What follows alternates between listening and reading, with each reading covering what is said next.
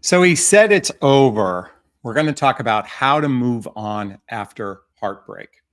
Okay, first off, let's face it, the end of a relationship is sort of a death.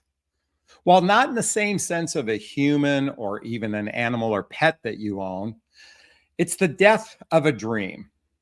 It's the death of a dream. So obviously, if there's going to be death of a dream, there's probably a corresponding feeling of pain associated with that. It's not, just a very common, very human feeling, but we're going to talk about how to move on after that. Now, ladies, oftentimes you get so fixated on why he ended the relationship. There are articles about, I don't know, why did he move? Why did he pull away? Why doesn't he commit? Why doesn't he love me? And many of you, oftentimes in that heartbreak, in that fear, in that anxiety, you will chase a man to get his affections back, to get that feeling of being wanted by another human being. And I want to encourage you all, if it doesn't work for one of you, it doesn't work for both of you. I'm going to repeat that. That's really important. If it doesn't work for one of you, it doesn't work for both of you. And yet I've witnessed women losing their mind over a man they dated only 3 or 4 months. Not even that significant of a relationship, but they've literally are in the pit of despair over someone they barely knew. And God forbid it's worse. It's a cyber relationship. I can't begin to tell you how many humans find themselves in what I call cyber relationships. And what it means is you have a relationship more with your telephone. You're touching your smartphone more than you're touching the other human being. Most of your connection is through cyber connection. Now, what's interesting about this, and I'm not going to spend too much time because I'm going to talk about how to move on after a breakup. But these cyber connections, if you will, I call them cyber, they're virtual connections, if you will, create something known as artificial intimacy. See, why you felt so connected to this other human being from an artificial sense or from a cyber sense is that it's artificial intimacy. You feel a sense of closeness, but more importantly, you've given your heart, you've given your power away to another human being in many cases. And so in a day-to-day relationship, there's an actual, separation when someone ends it. And by the way, even though the title says he said it's over, moving on after a heartbreak, well, this is true by the way, this video is for men and women alike. Because what I've observed with so many people, that they've given their power away to another human being. Now, I did a video once called The 7 Ways Women Give Their Power Away. What's it called? Yeah, it's called 7 Ways. Here's the script for it. So look it up. I want you to check out this video, The 7 Ways Women Give Their Power Away. And I think heartbreak first is recognizing what caused the heartbreak. Like, why do you feel heartbroken? Well, in many cases, in the way women give their power away is the relationship is on the man's terms. You oftentimes abandon your standards, and worse, you abandon your boundaries. And if you abandon your boundaries, if you've given him your power, then when he moves on, he's taking away a piece of your heart. But and I don't mean a piece, I mean your sovereignty perspective of your heart. If you haven't read my book, What the Heck is Self-Love Anyway? A Journey of Personal Development, Self-Help, and Spiritual Work, there's a link below to get a copy of all the books I recommend in my videos under Jonathan Recommend Books in the show notes and in the first comment. Well, it's not a dating and relationship book. It's all about gaining your power, your sense of sovereignty. And when you abandon your standards, you abandon your boundaries, it's going to be rather challenging to get them back because you gave it to him. So that heartbreak is that he took your standards and boundaries because you gave it to him, not your love I'm talking about. And that's what you're feeling pain over. In many cases, women are afraid to speak their truth. Sadly, and I know this is a crude illustration, but there's duct tape over your mouth. There's duct tape. Okay. I understand why many of you have duct tape over your mouth because you're afraid. And most likely there was a significant trauma that happened in your childhood or your adult relationships that caused you to lose your voice. In fact, I highly recommend reading the book, The Hoffman Process. The Hoffman Process. This is a deep dive into healing your childhood wounds and adult traumas that may have taken your voice away. But the minute you've taken your own voice away by not speaking up, you've given him all the power in a relationship to cause heartbreak. You know, it's interesting when a relationship ends, when you've given your power away, all the focus is on him. Why did he do it? It's all focused on him. Very rarely are you redirecting that focus on yourself. And we're going to talk about that in a few minutes as well. And then, God forbid, you've been in a relationship where you're constantly waiting for him to initiate contact to create validation in your life. If that's occurred, you've given your power away. You know, another thing a lot of humans do in relationship, this is true of men and women alike, they stop doing their normal routines that they had prior to the relationship. I am guilty of this. In my last relationship, I got out of many of my routines because I just enjoyed the company. And that wasn't healthy for me. I recognize that now. And it's important to have what you had in your pre-life. You know, now obviously you're not going to have as much time as you did in your prior to a relationship, but don't abandon those important things in your life for another human being. Now, this happens. Heartbreak is, I can't live without them. I can't live without them. Folks, many of you know I've lost a child. In fact, there's a picture of my son Connor right there in the Obey shirt. It's my son who passed away over 5 years ago. I can tell you that I didn't experience the death of a dream. I experienced the death of my child. And what I'm going to share with you in a few minutes is how I was able to come to a sense of peace over his loss, because the loss of a child or a pet is far more significant than someone you've been dating for a few months or even possibly a year. And I recognize a year-long relationship is a significant relationship, and we're going to have to heal from that. That's critically important. Excuse my slurping. Oh, by the way, my coffee mug says, "Don't make me go also psycho roommate on you." I will try to keep it tame on this video. You know, oftentimes when a significant relationship ends, someone you deeply cared for, you feel as though that's the only person. Oh my God, Jonathan, I had the most amazing chemistry with them. The sex was off the charts. And yet you were unfulfilled in many parts of the relationship. Most likely, when a man ends the relationship, as I said before, if it wasn't working for him, most likely there aren't parts working for you. Now, many of you know I had a significant relationship that ended. We were together about 14 months before the relationship ended, and we lived together 9 of those months. This was significant to me. And I mention this because, interestingly enough, we're reconnecting. She's visiting she's coming into Los Angeles. We're going to meet up for a lunch, probably an hour and a half, because she has a doctor's appointment nearby where I live. I share this with you because I'm going to share how I got through this, how I moved on from this relationship. And I can tell you that I feel in a good place.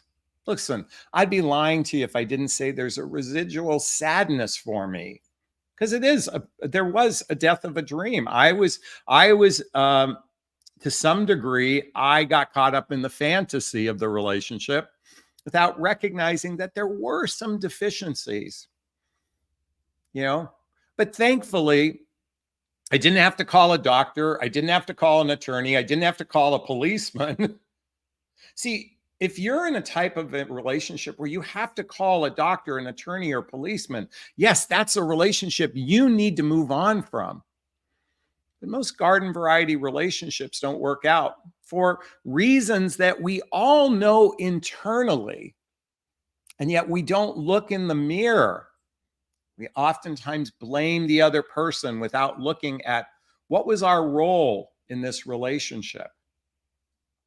Now, doctors will tell you, professionals will tell you that when a relationship ends, give yourself some space. And I'm fully in agreement with that. It's important to reintegrate. When the tapestry of a relationship ends, it's time to reinvest in yourself. That's critically important. There's no doubt about that. Let me tell you something. If you're losing your mind for someone you dated for 3 months, there's some real deep inner work that needs to be done, versus just taking some space. I'm in agreement with taking space, but more importantly, if you're losing your shirt over someone you barely know, boy, that's a time to get some deep help. In fact, I invite you all to go seek an elder, to go seek a professional to help you unravel why you gave your power away to another human being, because that's all that's happened from my perspective anyway. They suggest keeping busy. I think busy can be a benefit because it takes your mind off of the relationship, but it can also be busy is actually a different kind of self-medication. Some people keep so busy that they don't allow themselves to feel their feelings, to truly feel the pain of the loss. I can tell you, folks, when I dropped Marie off at the airport, meaning I was sending, she was moving on to Florida. I was driving through LAX and I was screaming at the top of my lungs. I just wanted to go.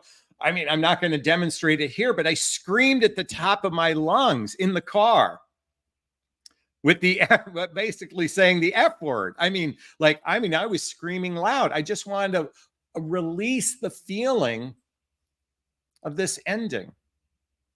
And by the way, we release in pieces. So recognize that keeping busy is important. At the same time, I invite you to feel your feelings and certainly take time for yourself. Don't put yourself back out in the dating marketplace. Some coaches will tell you the best way to get over someone is to go seek someone new. No, that is not fair to the other person if you haven't truly reconciled that past relationship. Now, I want to say talking to family and friends is critically important. Talking to family and friends. Share your feelings. This is what life is all about. Life isn't about, by the way, we are blessed. I'm going to go off on a tangent here. We are blessed that we don't live, at least here in the United States, in some sense of wartime experience. We actually have been given the benefit of exploring our inner world because we're not hyper-focused on the basic Maslow's hierarchy of needs of survival. We've all been given this gift of being able to explore our inner world. This is why I recommend book after book after book after book. If you really want to get a sense of your emotions, I haven't recommended this book. This is a thick mother, okay? It's called The Language of Emotions. What your feelings are trying to tell you. This is, like I said, it's a thick book. You may want to check it out. Link below to get all the books I recommend. The Language of Emotions. After a heartbreak, go through and do some work on yourself. And please don't use drugs and alcohol as a way to self-medicate. And please, please, please take good care of yourself, because here's where I'm going to get to moving on. Folks, I learned this with my son. In fact, my book, What the Heck is Self-Love Anyway, was birthed after the passing of my son. And I actually reached a level of acceptance very quickly. I accepted his loss. Accepting the death of a dream is accepting the loss, I think, helps elevate our acceleration from moving on much quicker when we get to a place of acceptance. Sure, we're going to feel denial and anger and bargaining and all those things in the wheel of death, I'm sorry. The hierarchy of emotions, of grief, of grief. In a relationship, I think it should be easier to get to acceptance because it isn't, it isn't the same as losing a pet or a loved one. And I'm talking about objective acceptance. See, objective acceptance goes like this. I want everyone to write this down. I want you to first write down and ask yourself, what positive things about myself did I learn in this relationship? What positive things about myself did I learn in this relationship? It's the first thing I did when my relationship ended. You know, one of the most positive things I learned about myself, I was capable of going all in. I was capable of going all in. I don't think I ever went all in my marriage, and I don't think I ever went all in my significant relationship after my divorce. For the first time in my life, I want to say that not only am I proud of myself, and I'm just using me as an example. You have to examine this for yourself. What positive things did you learn about yourself? Number two, how did you heal from this relationship? How did you heal? Folks, many of you know I've mentioned this in previous videos. I am a recovering anxious attachment style. If you're not familiar with the work of Dr. Stan Tatkin and Wired for Love and Attached by Amir Levine and Rachel Heller, I highly recommend checking this out. I am a recovered anxious attacher. Okay, I'm going to call myself out. But there's anxious, avoidant, and secure. I highly recommend checking out these books. I feel as though I've healed pretty much, as close to being secure as possible. I share this because one of the critical components of moving on is healing our love attachment style. Because if we're feeling deep heartbreak, then we're obviously disconnected from ourselves. We've given our power to another. Please forgive those armpit stains. It's just hot up here with the lights. And the next two things I invite you all to do is to ask yourself, what was good about each relationship? What was good? Really get nitty gritty. Can I share with you mine? One of the things I loved about our relationship was going to Costco together. I loved that. I loved how we worked as a team. There's so many beautiful qualities about Marie that I truly respect and admire. And rather than feeling it as a loss, I'd rather feel it as a sense of gratitude, because that's the fourth piece, is being grateful for this person to be in your life, not from a place of pining for them. Because here's the danger. You can do this, what was good and what you're most grateful for, and then go, oh my God, that's the only person that can give me what I want. No, folks, soulmates come into our lives to bring us a lesson, to teach us a lesson. Our true love goes to school with us each and every day, holding hands, okay? If that person isn't ready to hold hands with you for the distance, there is somebody else out there that is your person. I want you to know we have an abundance of great people out there. And oftentimes we individuals sabotage our own relationships by giving our power away to another human being. There's nothing easy about doing the work. It's not. This is really deep stuff. To really own our own sovereignty. And yet the reward at the other end, whether you're in a relationship or not, the reward at the other end is a sense of inner peace. And that's my invitation for you all, is to love yourself in such a way that you will never feel heartbreak. You might feel sadness. You might feel a sting. That's natural. But at the end of the day, you love yourself so much that you're going to pick up your britches and put yourself out there. Is this sinking in? Is this resonating with you? Please let me know if it is. Post a comment below. I'd like to hear your thoughts. I do my best to read them all in the first 24 hours. If you like this video, please hit that like button. Please share this video please subscribe to my channel and hit that notification bell so you can be notified of new videos as well. Also, if you'd like to connect with me, there's a link below to schedule a discovery call with me to see if working with a coach is right for you. Or you can follow me on Instagram. You can join my group called Midlife Love Mastery, where you can have direct access to me on a regular basis.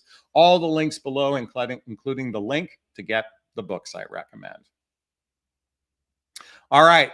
Those who know my live format know that it's time for Q&A. If you have a question in the chat box, write the word question, then post the question thereafter. Or you can purchase a super sticker, super chat. All the monies from the super sticker, super chat goes to a scholarship fund in the name of my son, Connor Asley. That's a picture of him with his brother.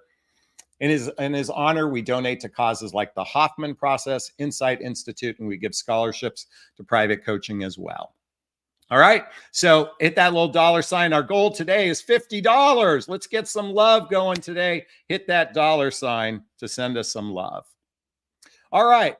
If you have a question, and by the way, you're more than welcome to ask me personal questions because I shared some personal stuff with you. Kath says, Jonathan, love your transparency, honesty about your past relationship. Thank you.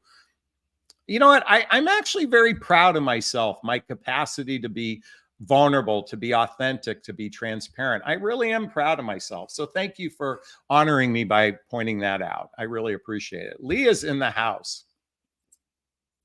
Do you agree that most important thing to men are sex, food, money? And for the most part, if you're satisfied, these three things, men are completely satisfied. You know, I think this is going to sound like a judgment, so I want to be careful. I believe low vibration men who are driven by their lower chakra, that chakra for power, that chakra for sex, that lower chakra, I think for the most part, that might be true. Even the most this isn't about intellect about a man. This is about where his libido lies. If his libido lies in food, money, and power and sex. See, power doesn't have to be the same as money, okay? But I included that in there. See, men who desire a real heart connection, men who desire a real connection with a partner on an emotional level, men who desire emotional intimacy, they're not satisfied with those three things. Yes, that's him. By the way, now let me be clear. I'm a guy that likes to have lots of sex. So I want to be with a partner that likes it morning, noon, and night. I'm just going to own that piece. Okay. And I'm over 50. I like money. Money is the sense of safety and security. Food is important. But you know what's equally important for what I call a more evolved man is true emotional intimacy, true emotional safety. So yeah, we can, here's the problem with generalized advice. And even my advice is somewhat generalized, but I'm inviting you always to pick it apart. There are no absolute. Each man is different. We have a significant percentage of men and women who are deeply wounded out there, emotionally speaking. And they use each other as therapists instead of really working on their own stuff prior to entering into a relationship. When a woman feels heartbreak, it's because she's given her power away to another human being, most likely. That means there's time that, that's why you have to heal after a breakup. And that's why I offer objective acceptance. I didn't say this in the broadcast, but when my relationship ended, in other words, I accepted her reason, because her reason for her to end it, if it didn't work for her, it didn't work for me either. I was objective about it. Sure, I missed a lot of the good things. I'm reminded of those good things every day. And actually, these reminders are like, it's interesting. A lot of people, I mentioned earlier, I lost a child. A lot of people are afraid to talk about my child to me. I want to talk about Connor to everybody. I love talking about Connor. And I love the reminders because they're all great memories for me in such a good way. I'm talking about my previous relationship, all these reminders, because I'm not given my power with the idea of getting it back. See, when you're in a state of bargaining, trying to get it back, those reminders can be very painful. For some of you, you can't have reminders of past relationships around. Now, be candid with you. I took away all the photographs. I didn't need that reminder, but I'm a reminder of just little things, which are all good. Like a candle she might have got me or something else. Anyway, I'm just going off on a tangent there, but I think you get my gist. Hey, Beach Lover just gave us a $20 super sticker. Thank you for the love. We really appreciate that. How did I heal or find peace after my son's loss? Radical acceptance. That was what I got to. Radical acceptance. That's just recognizing that his journey. Okay, here's what how I viewed it. We all come into this life for a variety of different reasons. Some of us are a full-length feature film filled with a lot of drama. Some it's action adventure film. Some it's a suspense. Some it's a scary movie. Some it's a sci-fi. Connor's was just a short film. I accept that his time on this earth was meant to be a short period of time. Radical acceptance is not focused on what is missing in my life. Radical acceptance is recognizing that we're all here on a journey, and his journey ended. I don't want to say he chose it, but I think on some level we all choose what happens in our lives to some degree. Even when we step out of the house to get hit by a bus or got hit by a bus, we chose to step out of the house. Radical acceptance. That's how I got through it. Thank you. I appreciate that.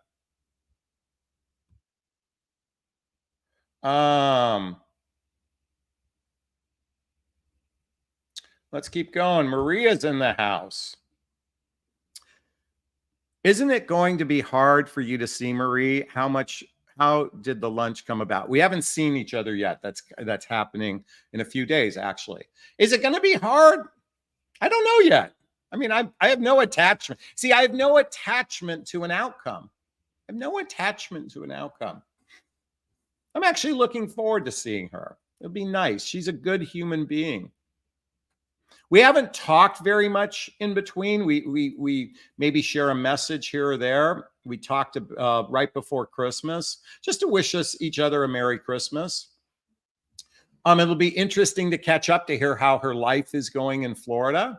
I'm interested in hearing about that. I'm interested in hearing about how her children are doing. I'll share about Connor. Oh, I'm going to share with her my upcoming live event. I'm excited about telling her that. I'm excited to tell her that, life is good for me. I'm excited to tell her things. Will it be a little bit hard? Sure, but a little bit hard is not a big deal. I don't like getting shots at the doctor, okay? It's a little bit hard. Okay, but it lasts a second because I'm in a good place because, folks, for the most part, not fully, I feel like I love myself. It's only hard when we are attached, when we want that other person to validate our own love for ourselves. The minute we've given our power away to someone else and we want them to validate us, that's what's hard. I don't feel that need, okay? So thank you for that question. I appreciate it. Jennifer's in the house. By the way, Jennifer's one of my favorite names. It comes from Jennifer Hart, from Heart to Heart. I just had a crush on Stephanie Powers, and I just love that name because of that.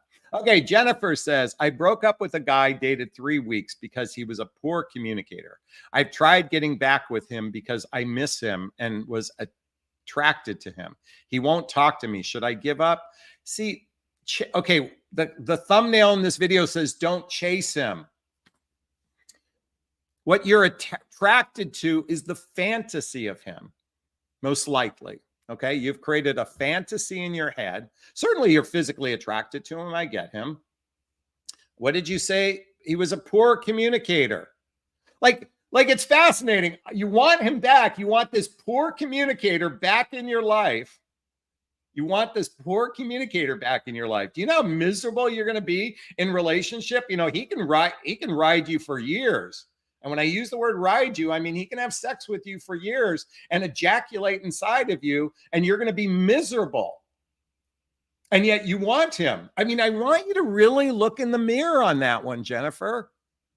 He's a bad, poor communicator. And yet you still want him. But Jonathan, he can always improve. But Jonathan, this but, by the way, folks, I love when you send me messages when I do the but Jonathan, because your but is like, it sucks, but I really want this really crappy relationship, even though it sucks. It's amazing how humans, again, please forgive my slurping, how we argue for our limitations, how we argue for our dysfunction. That, by the way, I'm laughing only because, Jennifer, I want you to laugh at yourself for a moment. If you can laugh at yourself, then you can be objective, at least based on what you told me. Why do you want to be in a relationship with someone who's a pure communicator? If he doesn't want you, you should move on.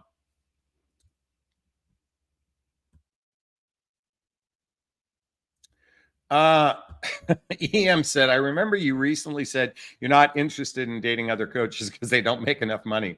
By the way, none of the men I talked to said they care how much. Well, I let me just be clear. Look and in midlife, 2 incomes are better than 1. Number 1. Number 2, it costs a lot of money to support 2 lifestyles. So what I meant in that joke is I don't want to be with someone who's broke or can't support themselves. That's what I meant in that comment. And a lot of people who are, by the way, when I said coaches, I'm talking about all those people on TikTok, all those people giving advice on Instagram. They're pseudo, advice givers. That's what I really meant at that. But certainly, I don't think men don't care as much about money when they can support themselves. But midlife men, it's a whole different ball game. Folks, I think unless a man is a 6-figure plus income earner in Los Angeles, that's almost being broke. It takes 2 incomes is just better than 1, especially at the cost of living. The cost, actually worse, the cost of dying. Do you know the cost of dying is more expensive than sending your child to a 4-year high-end university? The cost of dying is ridiculous. So anyway, I did share that publicly, and that's my reflection of that. So thank you for that one. Suzanne says, what do you think about a guy wanting to go back to being friends after a romantic relationship? We're friends for many years before we dated. He hurt me badly and doesn't acknowledge it. Okay, this is a great question. Here's the challenge with being with friends with someone. And I guess it depends on what kind of friends we're talking about. Oftentimes, these type of dynamics, you have used each other as each other's therapist. And while the relationship didn't work out, you are dependent upon that therapy the two of you provided for one another. That's why people oftentimes stay friends. So the real question I have for you is, will this man be in your life? If you meet the love of your life, you got married a year from now, will this man still be in your life? Will he be someone you talk to every day? Okay, probably not. So what happens is this oftentimes becomes a self-medication. Staying connected with a former lover or partner is a form of drugs and alcohol. It's self-medicating. Okay, so am I friends with Marie? We are friendly to each other, and I will call her my friend, okay? But there's a big difference between somebody I talk to on a regular. I will not share my emotional life with Marie. That's reserved for other people in my life. That's actually reserved for my partner. See, a lot of times people stay friends because they have a need to share their emotional life with someone. I refuse to do that until we are both in a significant relationship, and then I won't have a need to share my personal life with her. Now, I might share my personal life. It's something coming up with my son, okay? But I'm not going to use that. I believe the emotional life is oftentimes, again, a replacement for therapy. So I don't believe that that's healthy. But you can be friendly. My ex-wife and I are friendly to each other, and we get together every once in a while. We share children. We share an experience of loss of child. So we are friendly with each other. And sometimes we send each other funny reels on Instagram or Facebook. She likes French bulldogs, so she's always sending me one. She sends it to my son as well. And whenever I find one, I send it to her, because being friendly with an ex is, I think, a better way of living life than being unfriendly with them. But I would be careful being friends with them, because it oftentimes is a replacement for therapy. Thanks for that question. By the way, does anyone does anyone want to join the hot seat? Okay. Does anyone want to join the hot seat with me tonight? Here's the link. I just posted it in the comments if you'd like to join me live. Okay. Stephanie. Oh, so I mentioned Jennifer and Stephanie. Now Stephanie's in the house. If we can have a meaningful, intimate relationship with God, then do you think perhaps it's possible in a long distance relationship, especially where there's deep spiritual connection? Stephanie, I can appreciate that two people can love God and still not be a good partner for one another. Okay. And ultimately, you could be experiencing a false sense of intimacy. Okay. You wrote it in your comment. You could be feeling artificial intimacy.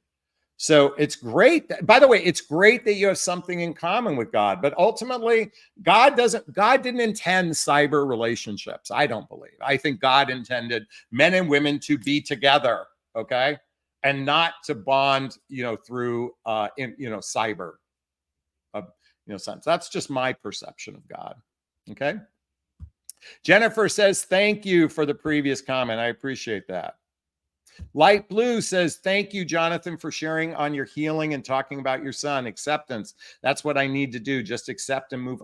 You don't move on, you move through. Okay, I know the title of this video is moving on, but we move through. When it's the loss of a child, we move through it. We don't move on from it. I go to Costco with you anytime. Thank you so much. All right. Gigi said, first off, deciding how important your partner's income is very personal choice. I don't want to be taken advantage of, and I'm used to very comfortable lifestyle. Yeah, money, by the way, money is an important, critical part of a relationship. If you haven't read the book 8 Dates by Doctors John and Julie Gottman, okay, chapter 4, right there, chapter 4, The Cost of Love, Work and Money.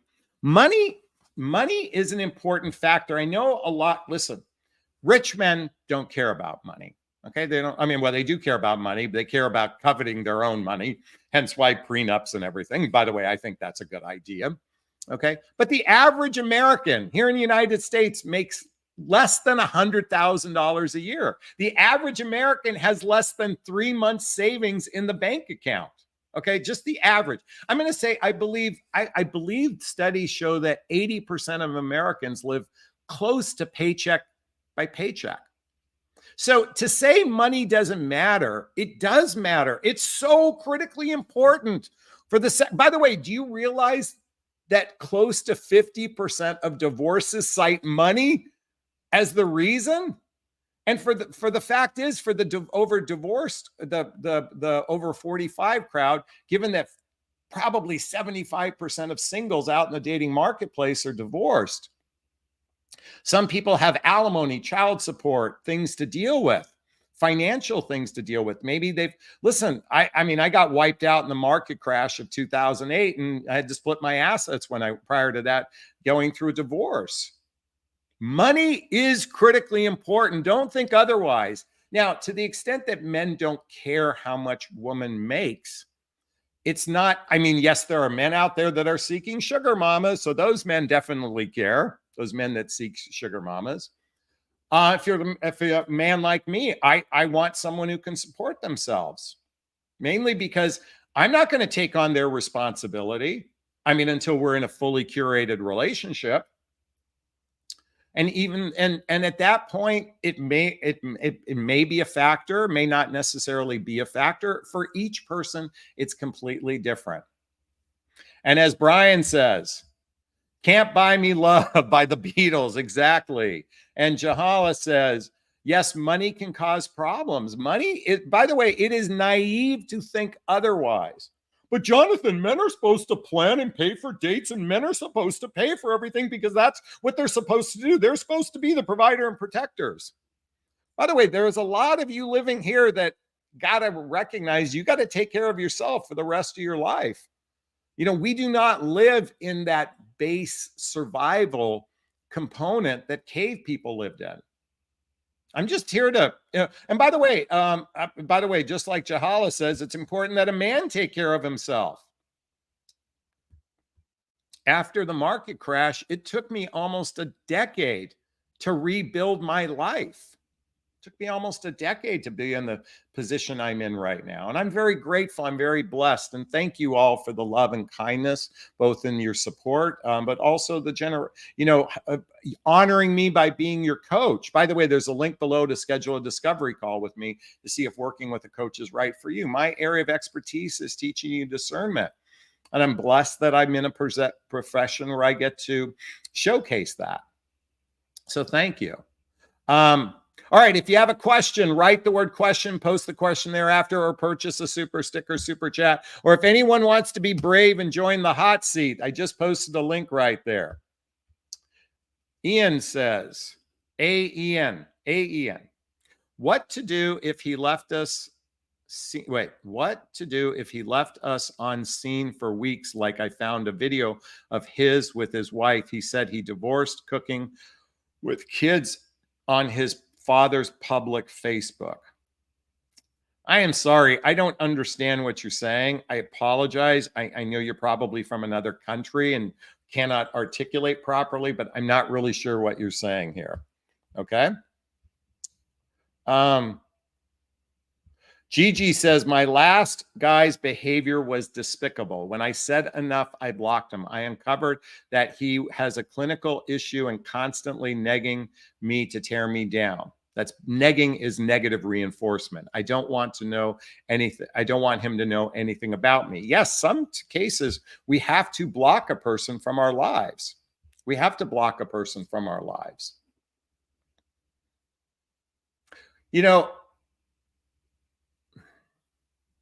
There are a lot of emotionally disturbed human beings out there. I mean, there are some emotionally disturbed human beings, some people that have clinical issues. There's no doubt about it. And so, given that we have connections through our devices, either through social media or just direct devices, sometimes we have to block people. That's a reality.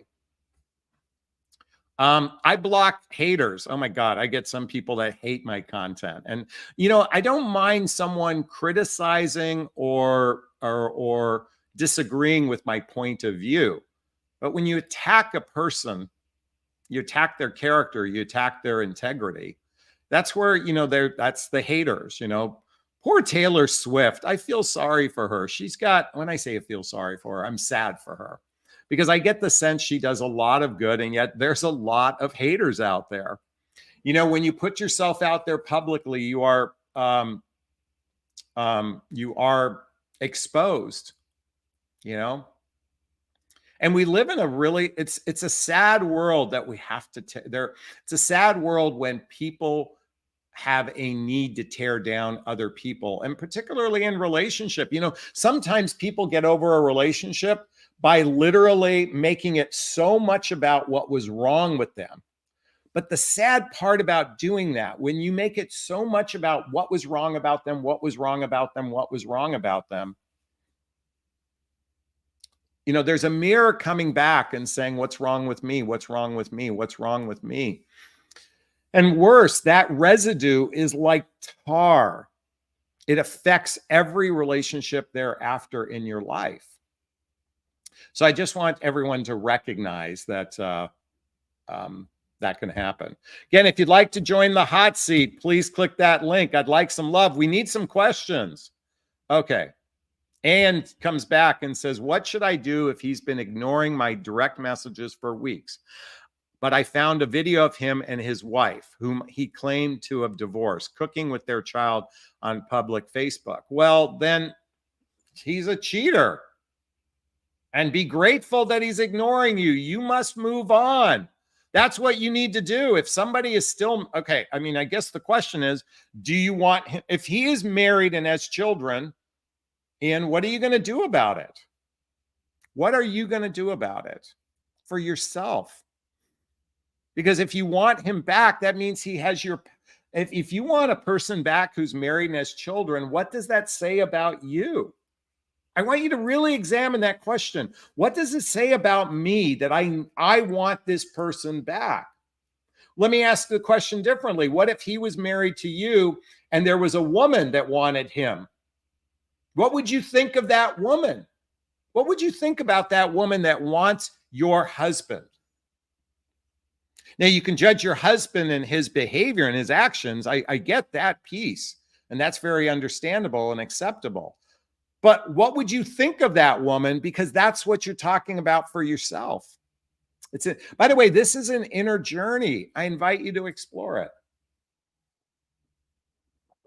All right. Thank you so much. Suzanne has a question. How to get through breakup of a guy wouldn't tell you why he broke up with you and why and won't talk to you. Okay, I like this. Does the why matter? Like, why does the why matter? What if he just didn't like the way you wore your earrings? Okay, well, I'm just picking something so obscure, like bizarrely obscure. Okay, he didn't like your earrings. What if that was the reason? Like, does the why really matter? I know we can go, you see, the problem is our ego finds ways to see the ego and the heart. This is the way I observe it. The unhealthy ego has to rationalize ways to attack ourselves emotionally. Our self-love, our heart, is supposed to lean into any experience and say, how can I love myself more? You know, I suspect when Marie ended the relationship, the reason she gave me was the reason she gave me. I suspect there was a deeper why. I didn't really need a lot of time to figure. I mean, I could actually, now this is personal to me. That's why I can't share it publicly. But I don't need to know the deeper why. All I need to know is she ended the relationship. And if it didn't work for her, it doesn't work for us. The why doesn't matter. Now, I know Jahala says here, the why does matter, as it can have you second guessing yourself. Well, what if the why was he didn't like the way you wore your earrings? Are you going to start second guessing your entire life? See, this is the whole point of self-love. You don't ever need to second guess yourself. When you fully embody your sovereignty, your self-worth, your self-esteem, the why doesn't matter. And God forbid they give you some sort of lie. They tell you some, it's not you, it's me kind of thing. You're still going to, the why see, the minute you get fixated on the why and you go through story and story and story and story and story and story in your head, you got these conversations in your head. You are detracting from your own self-worth. The why is irrelevant. Now, the question could be, are there ways you can improve yourself? Well, that's something you do on your own. That's called self-examination. That's why the why doesn't matter. What you can do is look in the mirror and ask yourself, why was I attached to this person? Why am I losing my mind over this person? That's the why you should be really exploring. And then invite yourself, how can I heal from this? That's the more important piece of the puzzle. AN says, why would he lie about his divorce? Because he wanted sex from you. Again, the why doesn't, why did he lie? Why do people lie? Because we've got a lot of messed up people out there. We do. Why would he lie? He wanted some benefit you had in his life. And I know it sucks, particularly when you feel betrayed. That feels like such a betrayal, and I understand that piece, and I'm sending you a big, gigantic Jonathan Bear hug. Someone, Jane Spitfire says, beach lover, so true, move on, dodge a bullet if he doesn't want to stay. Exactly. I'm not, listen, I recognize that we see it's funny because a lot of people, I started this broadcast by saying you always want to know why did he end it? Why did he end it? Why did he end it? Why did he pull away? What if he just said, I'm not attracted to you. I don't like you anymore. I think you're a piece of crap. Okay, what if he said, I think you're a piece of crap and I don't ever want to see you again? What if it's that harsh? Are you going to take that personally and say, are you going to really look at yourself and go, God, I'm a piece of crap? Because God forbid, and by the way, for some of you, God forbid you do that. That is the worst thing you can do to yourself, is believe someone else's projection about you. Their why, it doesn't matter.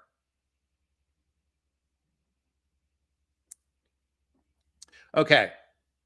Melissa wants to tell Ian, sometimes people are good at co-parenting and can do activities for the kid. Otherwise, they may be trying to reconcile. Yeah, that's a good point too. Tati says, is it even safe dating anymore? Watched Dateline last night where a lady got killed by one of her ex-boyfriends.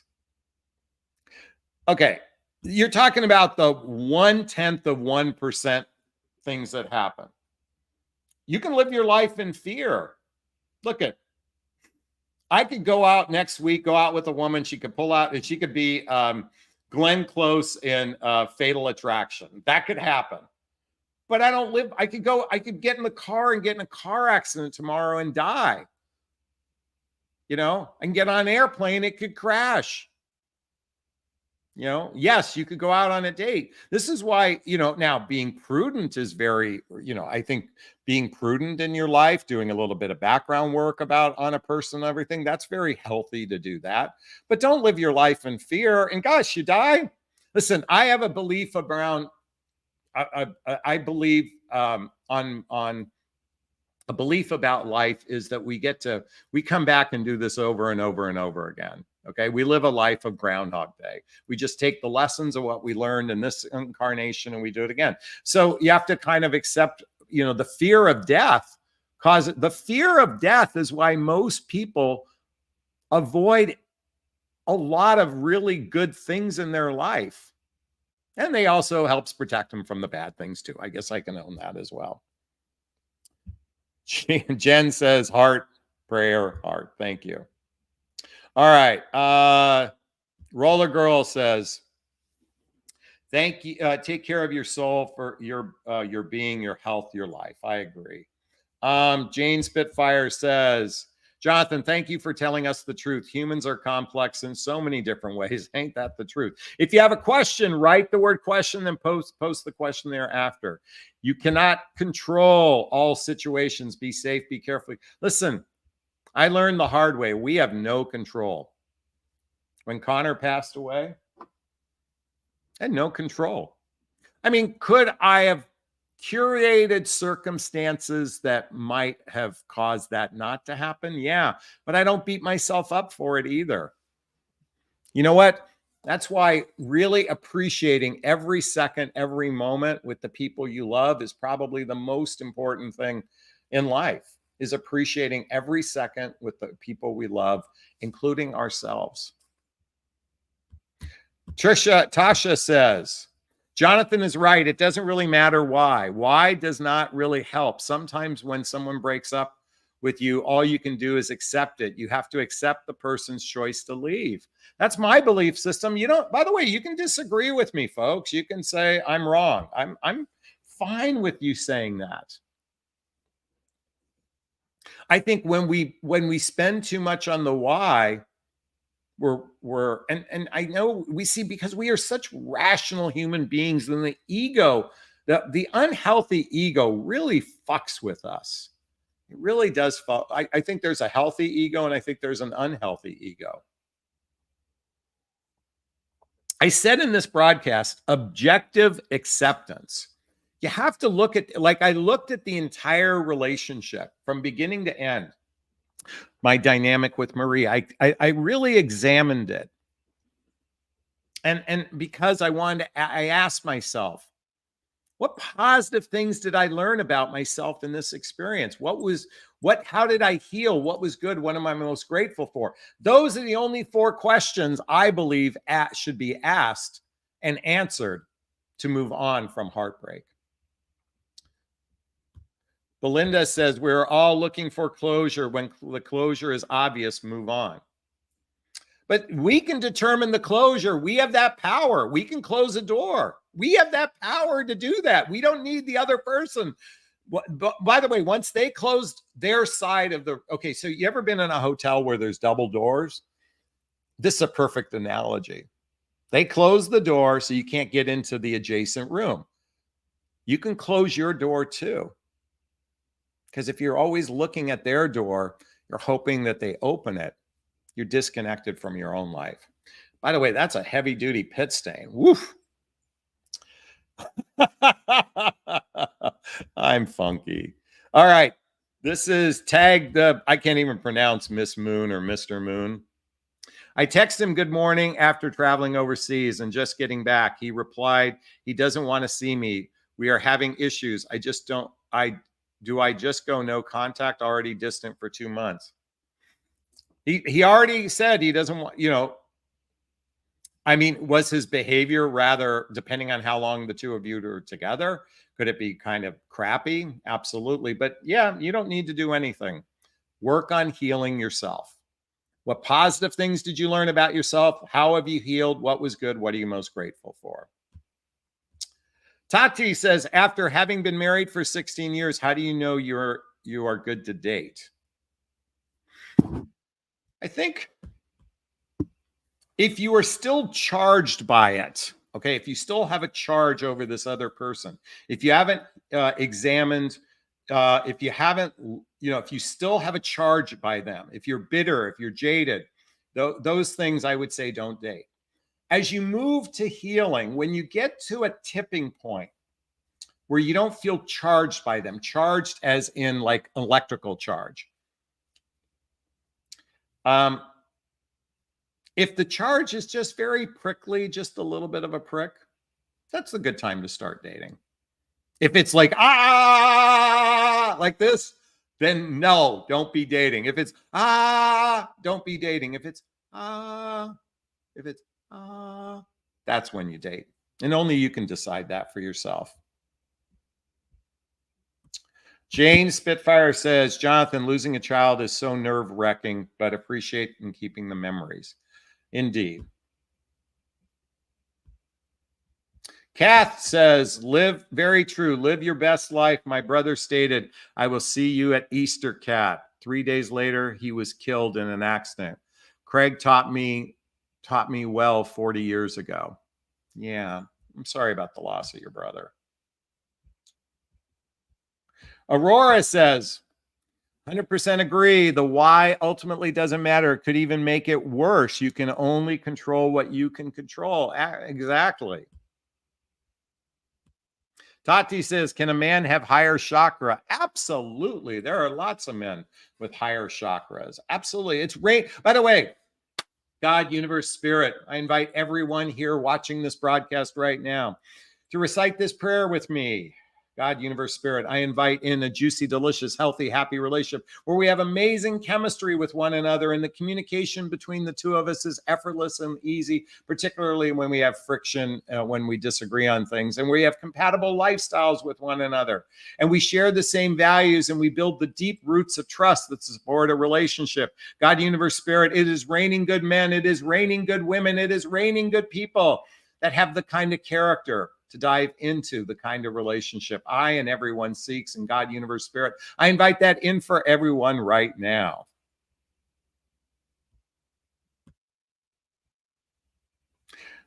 Beach Lover says, oh, wow, Jonathan, adjoining rooms analogy is incredible. Keep that one. I know, I got to write that down, adjoining rooms. Breakup, let me write that down. Adjoining, I just made that up on the fly. Rooms.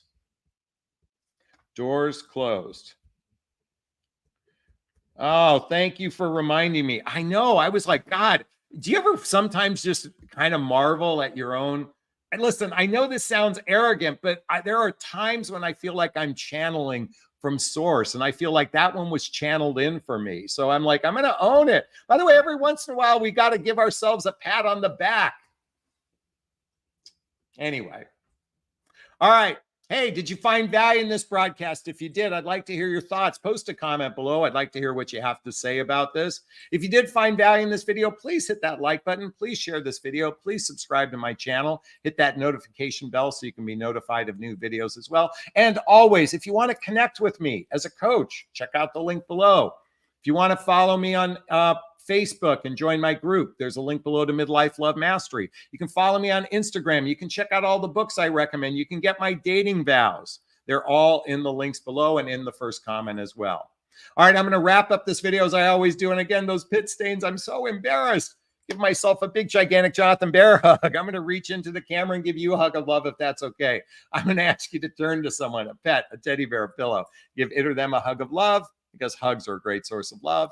And let's face it, we could all use more love in our lives. I want to thank Jane and Melissa and Aurora and Ann and Belinda and Jill and Joanna and Kath and Roller Girl and Beach Lover. Thank you for that. By the way, folks, we still have time to get $30 more. Send some love to Connor today. I'd really appreciate it. I'd like to thank Rachel, Tati, and Ann, and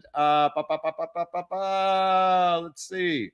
That's Miss Moon, and we said Belinda already. Tasha, Maria, thank you all for the love. We really appreciate all your love and support. I truly appreciate all the...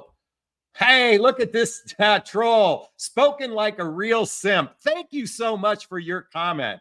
This is a simp means a wimp, basically, a person that caters to females. I get it. Thank you so much for saying that.